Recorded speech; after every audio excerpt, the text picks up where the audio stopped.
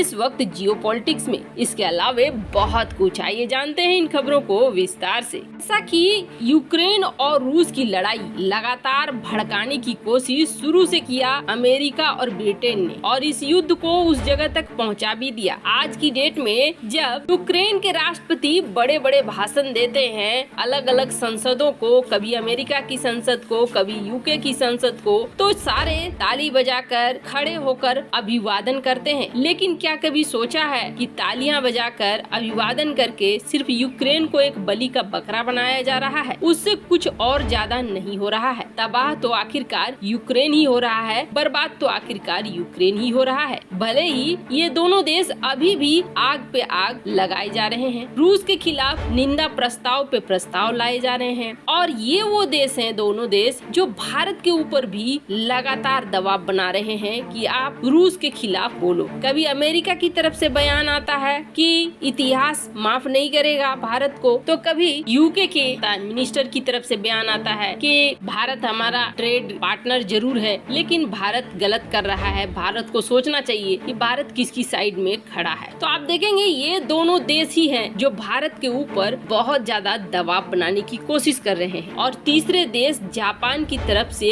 इन्होंने कोशिश की भारत के ऊपर दबाव बनाने की, लेकिन भारत ने उस दबाव को बहुत अच्छे से जापान के पीएम को समझाते हुए बहुत आसानी से निकाल दिया। अब बड़ी बात ये है कि यही ब्रिटेन के विशेषज्ञ अब ये कहने लगे हैं कि भारत को होने वाला है मुनाफा। भारत को ये मुनाफा इसलिए होगा क्योंकि भारत प्रतिबंधों को तो मान नहीं रहा है और रूस के साथ लगातार व्यापार पे व्यापार किए जा रहा है। पहले भारत ने तेल को लेकर $3 मिलियन की बात की, $3 मिलियन का ऐलान भी हो गया, हमने उसकी आलोचना भी की, लेकिन भारत नहीं माना और उसके तुरंत बाद 15 मिलियन बैरल का ऐलान हो गया, जो खुद में बहुत बड़ा था। फिर मामला ये निकल कर आया कि भारत ने तो 12 सुखोई विमानों का ऑर्डर दे दिया, वो भी करीब 10,000 करोड़ रुपए की मदद। यानी भारत लगातार रूस को किसी न किसी तरीके से मदद पहुंचाए जा रहा है। यानी इस प्रतिबंधों से रूस के खास हथियारों पर भारत अब कब्जा कर लेगा। भारत को रूस बहुत आसानी से अपने खास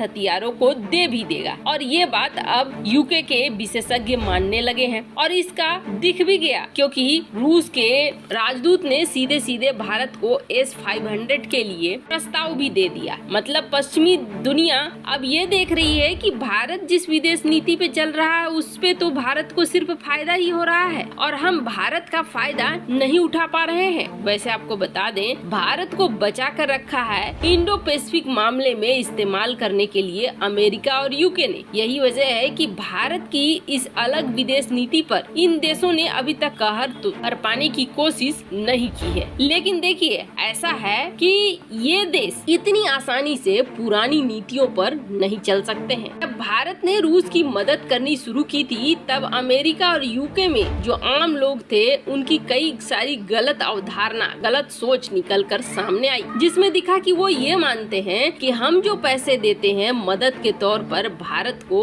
उस पैसे का इस्तेमाल भी करता है भारत और हमारे खिलाफ भी जाता है। लेकिन सच्चाई ये है कि ये देश अब जो मदद भेजते हैं वो अपनी संस्थाओं को भेजते हैं और भारत खुद दुनिया भर के कई देशों को दान दे रहा है और मदद दे रहा है। इन सब के बीच में रूस की तरफ से एक और रिक्वेस्ट आई है, और रूस की तरफ से जो रिक्वेस्ट आई है उस रिक्वेस्ट को भी भारत ने स्वीकार कर लिया है। अब हो क्या रहा है? हो ये रहा है कि रूस ने भारत से चीनी मांगा है और चीनी के लिए भी भारत ने हाँ कर दिया है। अब लाखों मीट्रिक टन चीनी पहुंच रहे हैं रूस। अब जरा इस चीनी की कहानी समझिए। वही चीनी है जिसको लेकर WTO में ऑस्ट्रेलिया और ब्राजील ने भारत के खिलाफ केस कर दिया था और भारत के खिलाफ ये केस जीत भी गए थे, जिसकी वजह से WTO ने कई सारी बातें कही थी और ये कहा था कि सब्सिडी को आप कम करो। लेकिन अब भारत के पास एक दूसरा रास्ता खुल गया है। ये जो रूस पश्चिमी दुनिया से मंगाता था चीनी, अब ये पश्चिमी दुनिया से चीनी नहीं मंगा रहा है क्योंकि प्रतिबंध लगे हुए हैं। ऐसे में रूस पूरा का पूरा अपना आयात शुरू कर रहा है भारत के साथ, और भारत के पास इस वक्त गन्ने की खेती इतनी अच्छी हुई है कि भारत बहुत ज्यादा सब्सिडी में चीनी को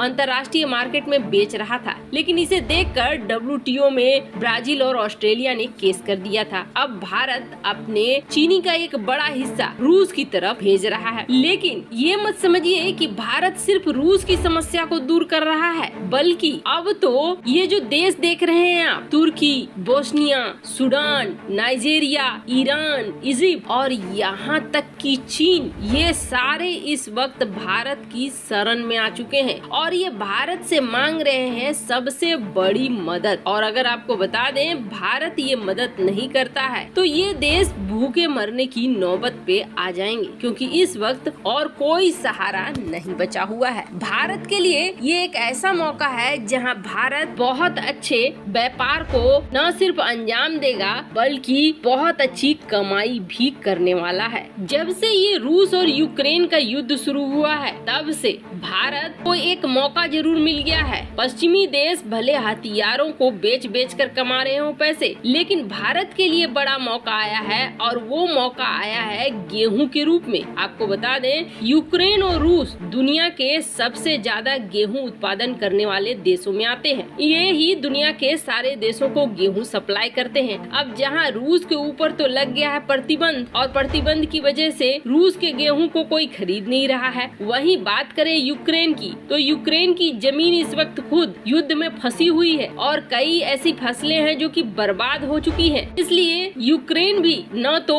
अपने ट्रेड को सही तरीके से कर पा रहा है, न जो वो सिस्टम होता है जिसके तहत व्यापार किया जा सके वो सही से चल रहा है। मतलब कहने का अर्थ ये है कि यूक्रेन और रूस दोनों ही बुरी तरीके से फंस चुके हैं और अब ऐसा हालात आ गया है कि ये दोनों देश दुनिया को सप्लाई नहीं कर पा रहे हैं अपने अपने कारणों से। अब दुनिया में जो गेहूं है उसको लेकर जो रेट है बहुत ज्यादा बढ़ रहा है। जैसे कि शिकागो में जो गेहूं का रेट है वो 50% बढ़ चुका है, वैसे ही जर्मनी में भी हालात है। अब ऐसे में ये देश भारत की मदद मांग रहे हैं, भारत से खरीदना चाह रहे हैं गेहूं और भारत भी इस मौके का फायदा उठाना चाह रहा है। भारत भी इन देशों को गेहूं बेचने के लिए लगातार कोशिशों में पड़ा हुआ है। अब उम्मीद यही जताई जा रही है कि गेहूं से भारत को होने वाली है बहुत अच्छी कमाई। वैसे आपको क्या लगता है, भारत को इस अवसर का फायदा उठाना चाहिए और गेहूं को बेचकर ज्यादा से ज्यादा माल कमाना चाहिए? कमेंट कर अपनी राय जरूर बताएं। जल्द मिलते हैं अगले वीडियो में नई खबर।